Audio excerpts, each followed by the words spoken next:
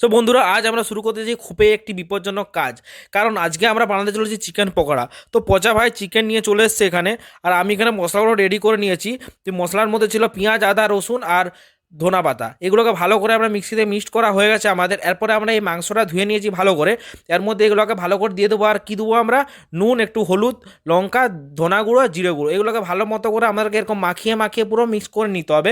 এরপর অল্প পরিমাণ আমরা দিলাম বেসন। তো তোমরা এখানে বেসন ব্যবহারও করতে পারো বা নাও ব্যবহার করতে পারো, কিন্তু আমি বেসন ব্যবহার করছি অল্প পরিমাণে। তো এগুলোকে ভালো করে মাখিয়ে নিতে হবে। এবার মাখানো আমাদের টোটাল কমপ্লিট হয়ে গেছে। এরপরে আমরা কী করবো? তেলটাকে ভালো মতো করে হিট দিতে হবে। হিটে মানে খুব গরম তেলেই আমাদেরকে ছাড়তে হবে, ঠান্ডা তেলে ছাড়া যাবে না।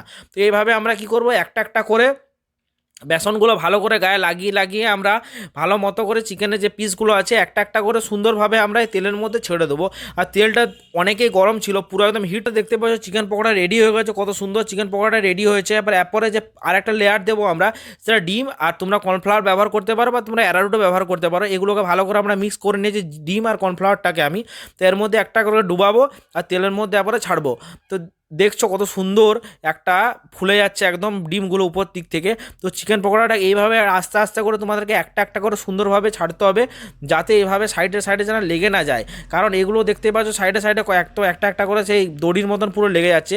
এগুলোকে তোমাদেরকে একটু ভালো মতো করে সুন্দর সুন্দর করে করতে হবে। আর আস্তে আস্তে তেল একটু বেশি থাকলে কী হবে, জিনিসগুলো ফুলতেও অনেক সুবিধা হবে।